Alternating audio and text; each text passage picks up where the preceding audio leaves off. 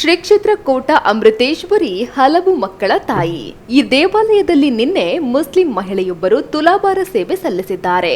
ಇವರು ಮೂಲತಃ ಮಣೂರು ಪಡುಕೆರೆಯವರಾಗಿದ್ದು ಪ್ರಸ್ತುತ ಬ್ರಹ್ಮಾವರ ಸಮೀಪದ ಉಪ್ಪಿನಕೋಟೆಯಲ್ಲಿ ವಾಸವಾಗಿರುವ ಮಹಿಳೆ ಸಂತಾನ ಭಾಗ್ಯಕ್ಕಾಗಿ ಅಮ್ಮನಲ್ಲಿ ಕಳೆದ ಹಲವು ವರ್ಷಗಳ ಹಿಂದೆ ಹರಕೆಯನ್ನ ಕೇಳಿಕೊಂಡಿದ್ರು.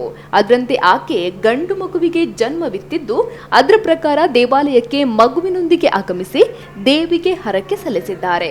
ವಿವಿಧ ಧರ್ಮದ ಜನರು ತಮ್ಮ ಇಷ್ಟಾರ್ಥಗಳನ್ನು ನೆರವೇರಿಸಲು ದೇವಾಲಯಕ್ಕೆ ಆಗಮಿಸುತ್ತಾರೆ. ಅದರಂತೆ ಯಕ್ಷಗಾನ ಸೇವೆ, ಹೂವಿನ ಸೇವೆ, ಅಲಂಕಾರ ಸೇವೆ, ಕುಂಕುಮಾರ್ಚನೆ, ಹರಿವಾಣ ನೈವೇದ್ಯ ಹೀಗೆ ಹಲವು ರೀತಿಯ ಹರಕೆ ಸೇವೆಗಳನ್ನ ಮುಸ್ಲಿಂ ಕ್ರೈಸ್ತ ಬಾಂಧವರು ಸಲ್ಲಿಸುತ್ತಾರೆ.